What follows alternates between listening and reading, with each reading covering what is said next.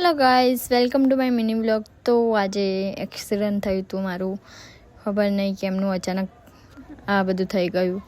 તો આજે હતો મારે ઉપવાસ અને મેં ખાધા હતા સવારે થોડા ફ્રૂટ, અને પછી ફ્રૂટ ખાઈને થોડી વાર પછી મેં પી લીધી હતી ચા, કેમ કે આજે મારો ઉપવાસ હતો અને હું આજે ચા પર જ રહેવાની હતી. અને પછી બપોરે હું અને મારી સિસ્ટર અમે લોકો નીકળી ગયા હતા બહાર, કેમ કે મારે જવાનું હતું બહાર અને મારી સિસ્ટરને બી. તો અમે લોકોએ રસ્તામાં પહેલાં ફ્રૂટ લઈ લીધું અને પછી ફ્રૂટ લઈને અમારે જવાનું હતું એક ફ્રેન્ડના ઘરે.